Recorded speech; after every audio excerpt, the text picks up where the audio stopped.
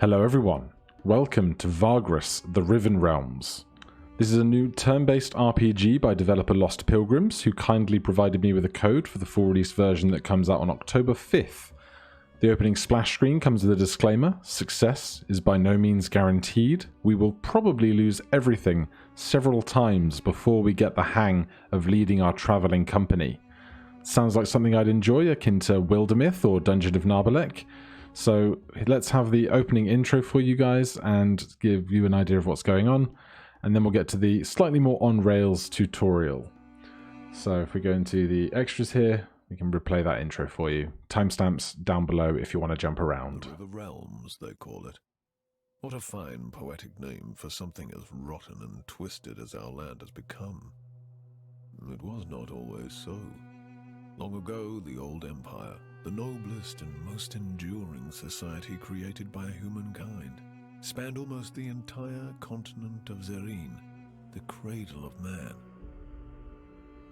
But after several millennia of progress and incomparable achievements, inevitably, the empire began to fall into stagnation and decadence.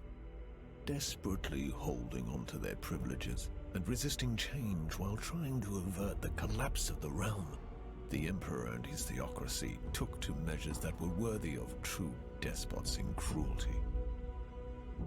Subjugating weaker realms, enslaving whole nations, strip mining foreign resources, oppressing imperial citizens, war on several fronts, genocide. Eventually, the gods could no longer tolerate such horrors wrought in their name. Foretold by an abundance of divine omens, they descended upon the empire to right its wrongs. Thus, in a chain of dreadful events that became known as the Calamity, they annihilated the empire in a matter of days.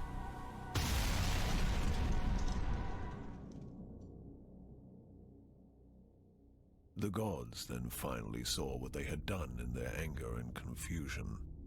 It is said that so much grief and shame filled them that they were broken, and they left this reality, never to return.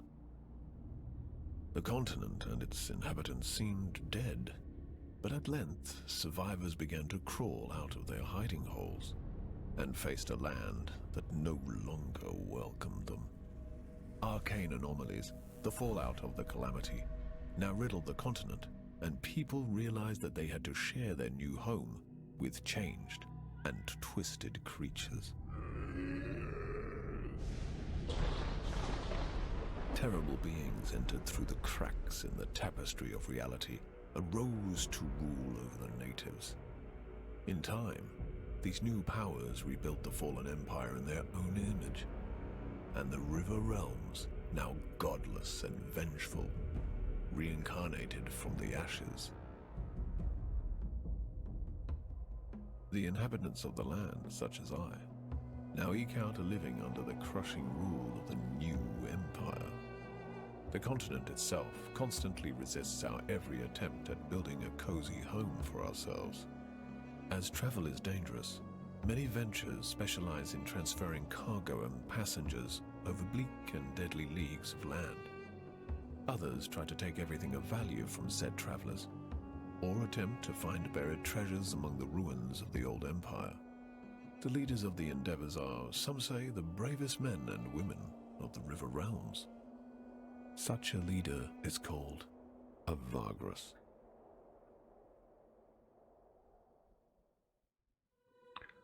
So that's going to be us, but to do that we're going to need to start a new game. Now we have Wasteland mode and Dissonance mode. The choice cannot be altered later. Wasteland mode, this is the way VAGRUS was intended to be played by the developers. The setting is cruel, harsh, unforgiving place, and so the game will not pull any punches. Expect a steep difficulty curve and little to no hand-holding. Save often because you will probably run into dead ends and deaths from time to time. Then for a narrative, there's Dissonance mode. This game mode is tailored more towards a narrative experience, combat management, and almost all other aspects of gameplay are less challenging. The result is a smoother difficulty at the cost of alignment with the setting, causing a certain dissonance. Achievements are turned off in this mode. So we'll go to Wasteland. Nothing beside remains. Round the decay of the colossal wreck, boundless and bare, the lone and level sands stretch far away. From Ozymandias, by Percy Bysshe Shelley, 1818. Ah, yes. A VAGRUS. What a profession. Daring and savvy, always watching the horizon, always looking for an opportunity, and of course, for what is best for his comitatus, eh? And you are a VAGRUS too, are you not? Many of your kind have I seen in my long life as a vagabond. Care to listen to a story about your exquisite occupation, good master? It is a tale of woe and terror, but it is also a tale that is true, as I have seen it with mine own eyes. So here we have the choice of hearing the tale or skipping it. And the tale is The Pilgrims of the Wasteland, which is kind of like a slightly more on-rails tutorialized campaign. So I'll start with that. Good master. My tale is of a VAGRUS such as yourself, but one whose fate was cursed and wrought with ill fortune. It all happened a long time ago. 10 years, maybe more. I was but a passenger, traveling rough roads and forgotten ways with this comitatus, south along the feet of the great mountains of the west. So we'll start Pilgrims of the Wasteland. This comitatus I speak of had fallen under hard times. Perhaps it was due to imperial harassment or unfortunate decisions, or simply bad luck.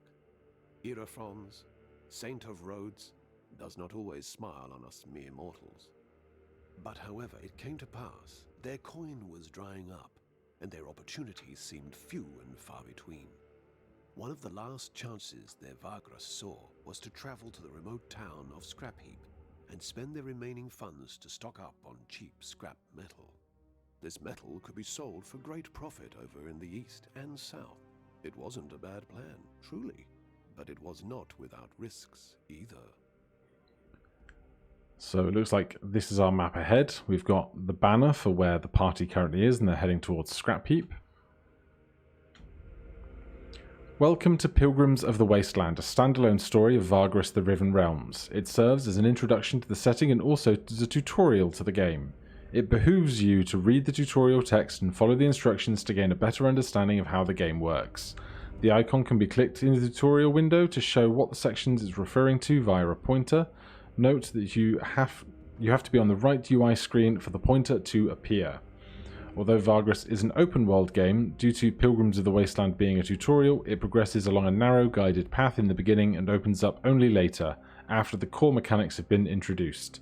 You can access hotkey list by pressing F11.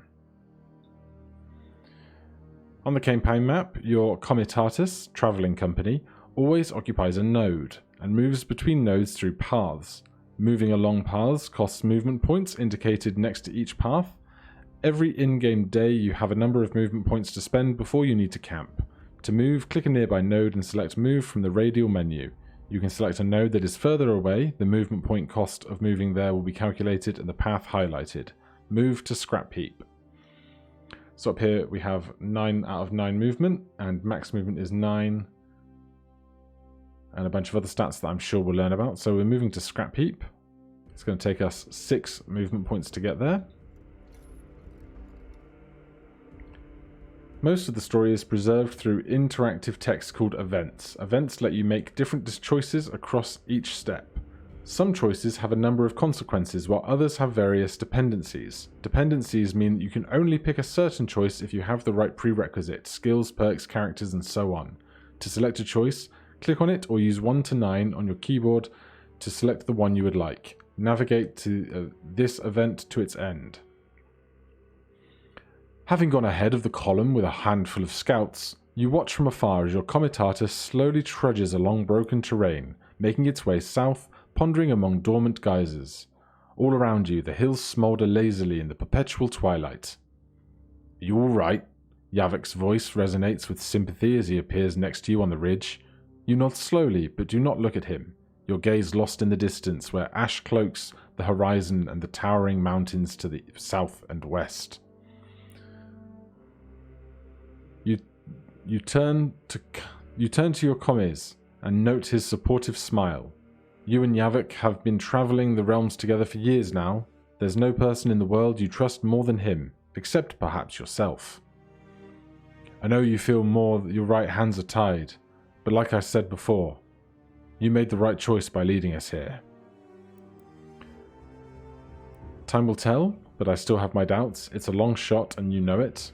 There wasn't much of a choice, either this or returning to my trading license and hanging myself. It has to work. We cannot fail, not like this. Thank you, but the last thing I need right now is a clumsy pep talk, even if it's well meant. I mean, it is a long shot, we both know it. Naheulbeuk nods. True, but it's better than just giving up. The crew agrees too. That counts for something, no? It does, yes. Good to know that they still have faith in me as their VAGRUS, or perhaps they are just as desperate as I am. It doesn't change a thing about the predicament, so why should I care? Nah, they're good men. They do have faith in you still, Naheulbeuk says. It should not come as a surprise, since you have known and travelled with most of them for years and years. Some founding members of the Comitatus you could trust with your life, but you have heard stories before about Vagri who have been abandoned for less. Times being what they are, Naheulbeuk trails off. With Imperial cracking down on dependents more heavily than before, business is tough, everyone knows, and they appreciate your efforts to keep us floating. Our plan ought to give us another chance. The plan? You talked your travelling company into this a few weeks ago, but with each step towards the Western Mountains, more and more of them started to have doubts, such as the way of the road perhaps. When text in an event is highlighted pale blue, it means that you have found a codex entry. Clicking these opens a codex and navigates you to the entry. Click on the highlighted words to open the codex. Scrapheap. The codex is a collection of entries you find throughout your travels. Entries contain information about the world and its inhabitants. When you have unread entries, the crystal on the cover of the closed codex emanates a light. Entries are displayed on a list on the left. You can search entries and filter them by category using the buttons at the top. Unread entries are marked by a blue icon and appear on top, while already read entries have a gold icon. The text of the selected entry appears on the right. Information in the codex is supplementary. It is there for those who wish to learn more about the Riven Realms. You can close the codex now and continue your journey. You can open it again by clicking on the book in the bottom right corner. The plan involves a desperate attempt at squeezing a low selling price of the metal bits out of an old contact of yours in the town of Scrapheap, stocking up on said metal by spending your remaining coin, and bringing the cargo down south to the Molten Tongue to Devon via Amulet and Ash. There is also a shortage of metal in Devon, and you know several buyers who would give a pretty price for your goods if you can only make it there before many others with similar cargo. Such contracts are often the boon of the long decades spent on the road. But even Naheulbeuk, that villain, gave you an agreeable price in Scrapheap. The road is not without its perils. Sneaking through the gap between the dead forest and the Molten Tongue is inviting disaster, so it's not a path many Vagri would risk. And of course, if this fails, what are your alternatives? Do you think Naheulbeuk will help us out? The old scavenger was never famous for his goodwill, Naheulbeuk wonders. One could only hope. I haven't seen him in years, but we always did good business. That said, you are not sure you would remember That said, you are not sure he would remember you or if he is alive at all. If he's not willing, we must find a way to compel him. He has to help us out. He won't be able to pass up the opportunity to make us indebted to him. I think whatever happens, we've got to compel a way. These are dark times. They call for desperate deeds, but such thoughts make me uncomfortable, to be honest. Naheulbeuk rubs his chin absent-mindedly. You have seen this expression of his too often not to realize his sorceress talent to read your mind. He's using his sorceress talent to read your mind. Taking a peek? Apologies, Naheulbeuk rubs his eyes quickly and looks away. You know how it is. It comes to me so naturally that sometimes I don't notice I'm doing it. Your thoughts were loud, VAGRUS. I have to actually block them, you see. After joining your Comitatus 6 years ago, Yavik provided to be an invaluable asset. Not only does he sense moods and thoughts around him, but he is also able to subtly manipulate others when he focuses his inner energies. It comes in handy when doing business. Then there are his other perks. A few times you saw him shatter the minds of men and beasts who tried to kill him. Not a pretty sight, but a very effective deterrence. Yet, because he is not a trained sorcerer, at least not in the traditional sense, his abilities are sometimes difficult to control. You have become accustomed to his impromptu thought scans, while others find it less bearable to be around him. For this reason, he has kept his abilities a secret for many years overall, but you can't keep such a secret for this long in close-knit communities of Comitatus, especially not if you keep bursting minds and knowing things you shouldn't. So there are only a handful of your commies who put up with being near him for any length of time. But even so, he has not probed in your mind in years, certainly not on purpose, but neither by accident. Perhaps he is less in control now, which suggests he is more on edge about this whole trip than he lets on. Apology accepted, or just make sure it doesn't happen again. I'm sure he meant no ill will. Apology accepted. You manage a faint smile. Let us return to the others and push on. There is still a day's travel ahead of us. And we go back to the Comitatus. As we were coming up to the gates of Scrapheap, this trash pile town of cutthroats and scavengers, we could see the vast mountain ranges of shattered Bivandar Thar looming ominously over the horizon, half shrouded in the gaseous vapors belched forth by the volcanoes in the far west. My companions prepared to do their business in town as fast as they could, not wishing to tarry in this notorious place.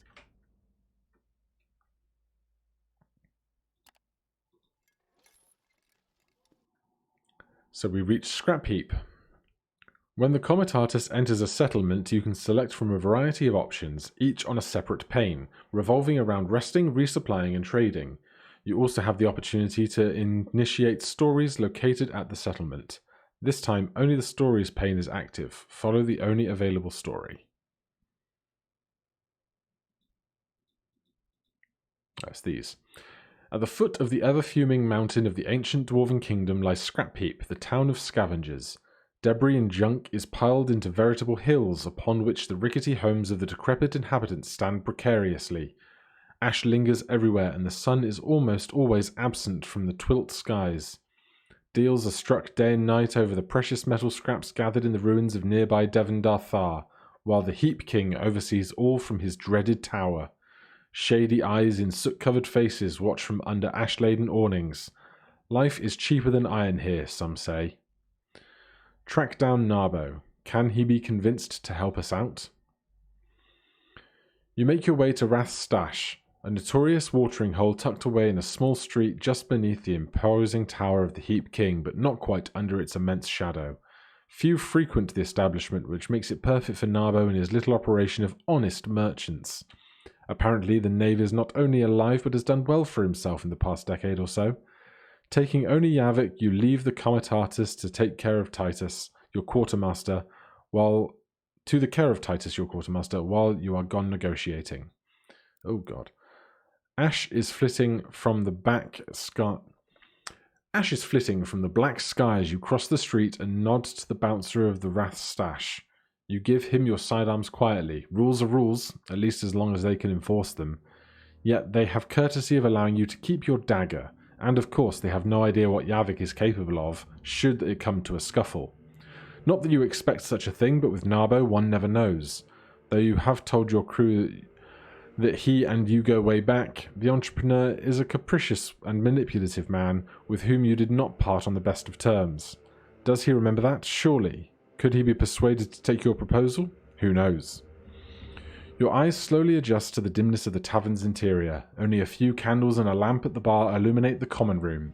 Shadowy faces turn towards you and observe you through the smoke. The bartender, a thick-set man in dirty tunic, is chewing tobacco serenely. Above the bar hangs the skeleton of a large heap lizard on display. Narbo is sitting at a table in the back, his bodyguard half hidden in the darkness at the wall behind him. Let's go over to the bar. The bartender stifles a belch and nods his greetings. What can I do you for? The way he grabs an earthenware mug suggests it would probably be best to order something. You glance at Yavik briefly before paying for 2 rounds of local mushroom brew called Ash Tongue. It is somewhat less loathsome than you imagined. Leaning over your drink, you quietly tell the barman that you're here to see Narbo. Are you now? He's doing calculations and he don't like to be bothered when he's doing calculations. He indicates Narbo at the corner table with a nod. The entrepreneur is busy poring over a stack of papers and fiddling with a calculus. We can wait till he's done with his papers, at least we can finish our beer. You chat with the bartender while sipping your beer, most of it is boring small talk, but when the conversation turns to the discussion of local prices, you notice Yavik's stern expression and a small hand gesture he makes.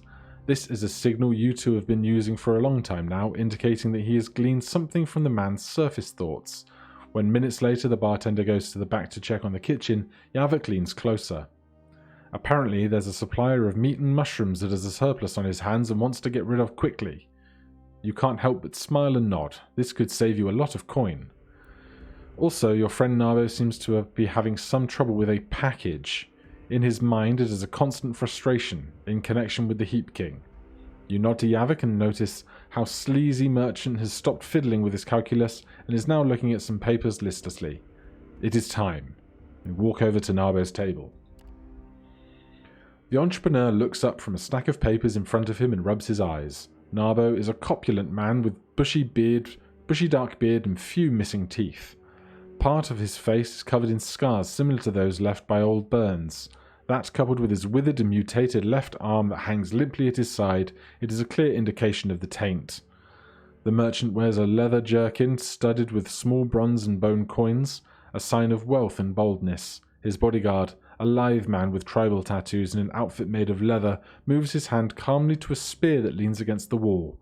Narbo's mouth falls open as the spark of recognition flares up in his eyes. No wonder. It has been 10 years. The fuck, mate? He blinks. I thought you croaked. People. Ugh. Narbo waves his good hand around and looks at his bodyguards. Told tales of your demise. The man finishes his sentence for him with the merchant nod vehemently. That business with Karnak outpost and the storm? Narbo adds. You tell him that you were indeed at Karnak when the terrible arcane storm struck. You describe the horrors that night briefly. You add how many of your original comitatus died there, close friends, old travelling companions, but you walked away unscathed. This was years ago. Sheesh, that fucker Ilfruns looked like something fierce, eh? Narbo chuckles heartily. But I'm sure you haven't come to reminisce about good old times, eh? His predatory smile makes you cautious, even though he invites you to sit down with a casual wave of his meaty hand. Apologize to him for the unfortunate way you parted 10 years ago, get down to business, you have no time to spare, or remind him that you do not like threats. I think he would appreciate just getting to business. You tell Narbo to let bygones be bygones and instead listen to what you have to offer now. You got some bulls coming here, all business and bold. After a tense moment, his stern expression turns to a toothless smile. I like it. The bodyguard visibly becomes less tense. Narbo opens his arms wide and bows his head. Let's hear it, mate. You breathe in. Time to outline your proposition. Some choices have dependencies, meaning you can only pick from a certain choice if you have the right prerequisites, perks, companions, resources, and so on. Some choices involve tests that can be failed or succeeded with different consequences. Perks, characters, and resources can change the chance of success in tests. Test difficulty is represented by a number between 1 and 100 that you need to roll equal to or below. Continue with this event. You explain to Narbo how you want him to give you a discount on a shipment of metal scraps, which you then would smuggle to Devon through contacts you have in the city's underworld. The profit on the shipment would be quite exquisite. You do not name your contact, but divulge enough of her that the plan looks solid. Buyers, you say, are lining up, expecting the shipment soon. Narbo sits in silence, eyes fixed on the table as if listening to some noise from afar. He does not cut you off at any time during your proposition. At length, after you are done, he looks up and gives you a weak smile. That sounds like you've been thinking about a long plan, he says after he shifts in his chair. And it's a great plan, except for the part where I give you a discount for your asking and not much else. And I don't do that, mate. That would make me, an Alboner, the bodyguard adds discreetly. That a word? Naheulbeuk looks up at him. When the man nods and turns back, aye, an almoner, see? I'm no almoner. You know, you gotta do better than that. What you got for me? Tell him you will be in his debt. He will make a tidy profit as it is, but you will make him owe you a favour. Moderate chance of success. Persuasion plus 15%, charismatic plus 6%. Increase your chance of succeeding the test by 10%. Cost 2 resourcefulness. Where is our resourcefulness?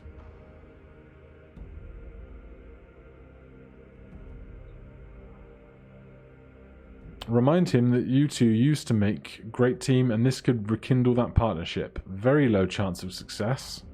Again, persuasion plus 6, charismatic plus 6. Increase your chance of the test by 10%.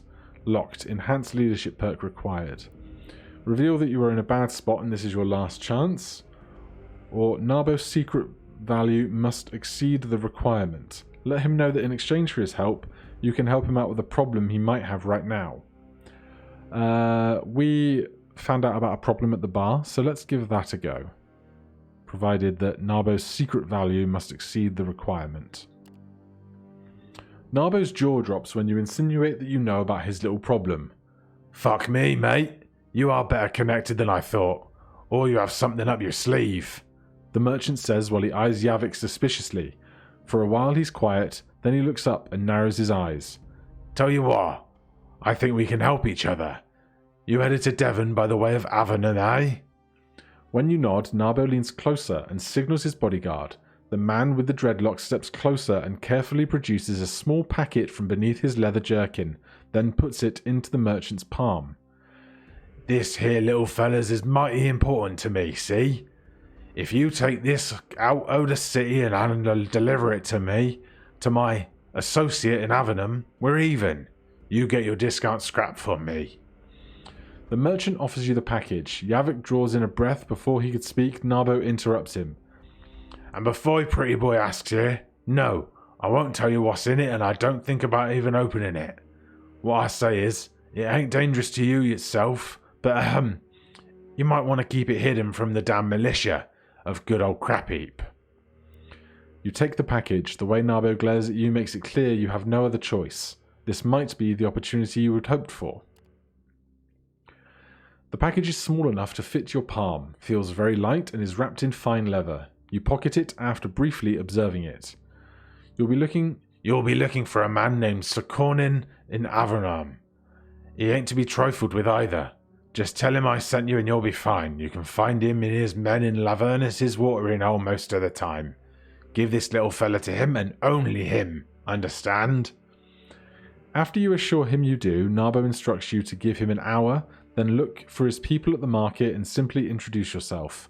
They will know what price they should give you on the scrap metal by then. He motions to his man. You and Yavik stand up and make ready to leave. Ravia here will take you to the back exit. We don't want to give people the idea they can come here and beg for almonds now, can we? Or anyone to connect us and run the militia for that matter. You got what you came for, so you can leave the Wrath Stash through the back entrance and head back to the Comitatus. Your journal, located in the bottom left, is now active. It means you have stories and tasks. Open your journal now by clicking on the book in the bottom left corner. So that's this whole corner of the screen. The journal allows you to view your quests, tasks, and other related information. You can search for entries in the search field or filter them by the drop-down menu on the top left. Entries are separated into objectives and qualities in their respective panels. Objectives are your quests and ongoing stories. The text of a selected list item appears on the right. These describe the quest or task and provide active objectives. Unread entries have a blue exclamation mark icon and appear on top, while already read entries are marked by gold dots, active, a green checkmark, completed, or a red crossed circle, failed. Tasks are non-narrative missions and goals you can complete for rewards. There are several types, like trade opportunities or mercenary work. For the Pilgrims of the Wasteland, you can only find passages here. Passengers have to be taken to their destination where they will compensate you for your trouble. Be careful because some passengers will leave if you take too long to get to their destination. Qualities can be statuses, gathered information, secrets, and so on. Unread entries will have a blue exclamation mark icon appear on top, while already read entries are marked by a gold circle icon. Close your journal after checking your new objectives. So we have received a package from our old friend Narbo, and we want to deliver it to a man named Skornar in Avenum. And the shipment. We found our contact in Scrapheap. We need to buy everything from the journey for the journey at the market. 24 Scrapheap metal, have at least 800 supplies, and the awnings equipment. The market pane is now active. Navigate to the market pane by clicking on the scales above. The market pane displays the available goods you can buy at the settlement's market on the right and opens your cargo pane on the left. You can buy goods from the market or sell your own goods from your cargo hold here. When buying or selling, buy or sell one increment only by clicking on the buy or sell button next to the listed goods. Holding shift and clicking the buy and sell buttons buys or sells a whole stack respectively. Drag and drop the icon for buying or selling stacks of goods. Holding shift and clicking the icon opens a window where you can specify the quantity you wish to buy or sell.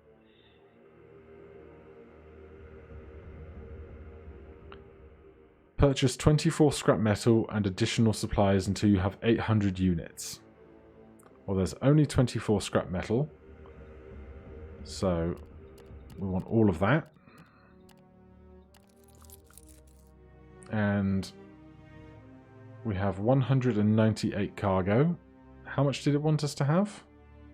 800 units. I guess this is 250, 250, 200. So we need 100 out of that, which there is. To buy a specific amount, shift-click on the goods icon. So now we have 800.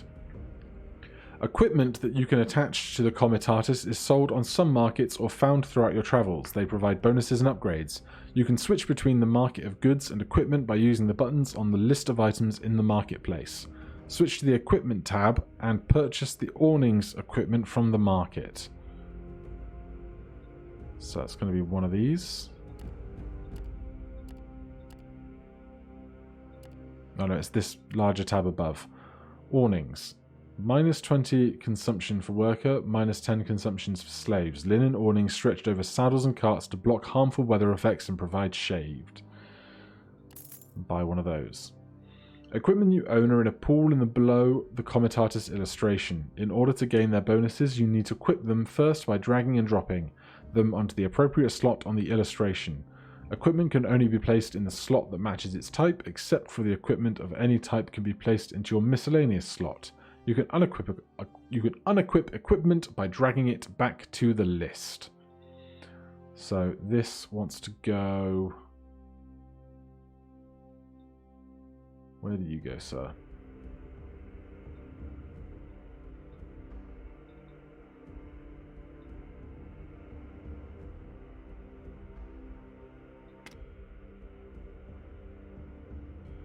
Items in the third type of cargo do not take up cargo space and are not equipable. They are used and traded in certain events. You can switch panes in a settlement and the active pane will open the corresponding pane of the Comitatus management on the left. You can now freely check the settlements tab. When you are done exploring, click on the arch icon in the bottom right to leave Scrapheap. Once you leave, you cannot come back to this place in Pilgrims of the Wasteland, so be sure to do everything you want before venturing forth. Okay, so this is empty. It looks like a pair of belts, but there isn't actually equipment in that slot. Then the awnings goes onto it, and this is now considered equipped.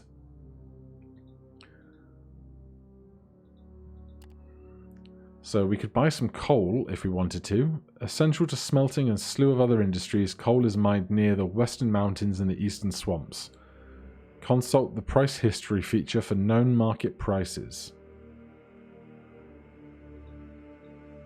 Should we buy a little coal?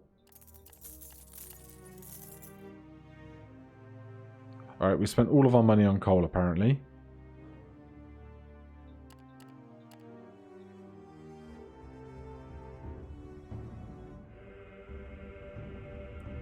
I don't think we need to visit the Heap King or stroll Scrounger's Lane. But I mean, we can't come back here, so let's see what Scrounger's Lane has going on.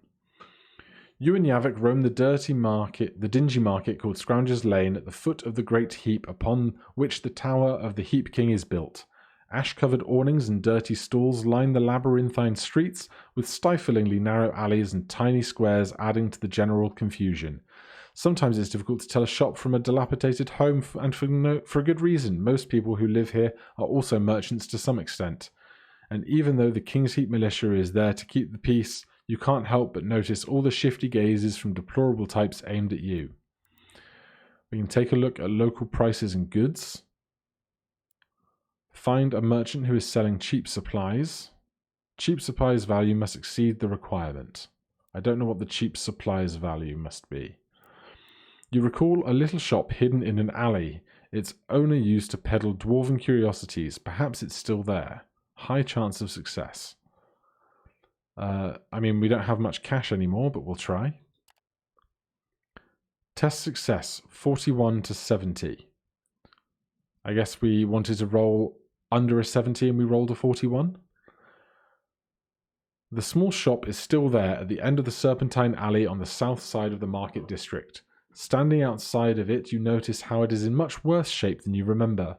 Inside the decrepit scrap shack is an equally unkempt young fellow who hails you with a jolly smile. The shop looks empty. A short conversation reveals that the youngster is the son of the man who used to run this place. His father never came back from a forage into dwarven ruins a few months ago. Unfortunately, I don't have Dad's expertise on dwarves. Neither am I the adventurous sort. So by now I've sold all his remaining stock and I'm closing shop soon. Then I'm off and away from the crap heap for good. Go south, maybe go to the Dragonlands, he says, scratching his beard. You talk a bit about dwarven culture and his father's obsession with their forgotten technological wonders. You're about to say goodbye when he slaps his forehead. I still have something here for a VAGRUS, such as yourself might be interested in. He fishes a small brass compass out of his pocket and hands it to you. It is a masterwork, no doubt, sporting runes and detailed etchings. The fellow is willing to sell you for a token price. We spent all of our funds on coal, so unfortunately we cannot afford a compass. You and Yavik roam the dingy market, Scrounger's Lane at the foot of the great heap. Since we are out of cash, we'll just leave. And we could walk up to the tower and see the king, but I think I'll leave that for you guys if you want to do this yourselves. You can all find out what's up with the king together. Guarding your camp effectively puts a strain on your guards. Items in the third type of cargo do not take up cargo space. Yes, we know. So once you leave, you cannot come back. Packed up, restocked on supplies, and with all your business here concluded, you finally make ready to leave the decrepit town of Scrapheap behind in the morning. You spend the night inside a guarded compound, not for free though. On second thought, there are still things you wish to explore in Scrapheap. It's time for us to bid adieu to this place. You spend the night inside the guarded compound for 1 day, minus 1 lyrig. You set out at dawn, ash is flitting from the sky and the distant mountains rumble ominously on in the morning twilight as your comitatus reaches the west gate of the town. You notice almost immediately that the militia at the gates are questioning and inspecting travellers. We will move along towards the inspection. You realise that even if they are looking for the package Narbo gave you, there is a minuscule chance of finding it among several departing caravans, all made up of dozens of people respectively. Besides, the packet is tiny and well hidden at the bottom of a sack of dried mushrooms. A robed magistrate of the Heap King appears to coordinate the search effort, picking out people or even whole travelling groups for inspection. As your comitatus draws near, it takes only a passing glance from him to check you and your crew before he motions the guard to let you through. You quietly pass under the gate and out into the broken wastelands. The comitatus is well on its way, and Scrapheap is a mere dot in the horizon by the time Yavik joins you at the front line. Just like I said, you made the right choice and with this venture. Talk of how you may have saved us all is spreading like wildfire, he says with a faint smile. Of course, we do have to make it alive to Devon with the cargo, but that's a good start, don't you think? There may be hope left in this for us after all. Well, I'm sure it'll be fine. It's not like we started this business yesterday. With that, you both go back to your duties and the constant monitoring the horizon. If all goes well, you should reach the Wound in a few days, where you can turn south along the edge of the Molten Tongue and travel towards Avenum. The journey continues. We gain 3 morale. Your progress is saved at checkpoints. Whenever you leave a settlement, reach a story-related checkpoint, as well as at the start of each in-game day, your game is saved automatically, overwriting the previous autosave. Manual saving is unavailable in the standalone story of Pilgrims of the Wasteland. In the open-world main campaign, you can save manually in the game by pressing F10 or escape through the menu, except during combat and events. You can load your save games from the load menu, F9 to access directly, or from the main menu. There they were, with a full cargo hold and filled with newfound hope. Yet, the road ahead still promised hardships and peril. I travelled with them southwards, expecting to reach more habitable lands beyond the Molten Tongue's river of lava. Alright, well, we've been going for coming on 45 minutes. So this has been the opening of the Pilgrims of the Wasteland tutorial for VAGRUS The Riven Realms. As I said at the start, this game was kindly provided with code from the developers, Lost Pilgrims, and the game comes out on October 5th on Steam and I also believe on GOG. Join me tomorrow where we will see about continuing our travel south from Scrapheap, and then after all that's said and done, perhaps we will see about our own campaign afterwards. Thank you ever so much for watching. If you're enjoying this, please do let me know in the comments down below. If you have any questions or comments, you can let me know that as well. Otherwise, I'll see you in the next one. Cheers.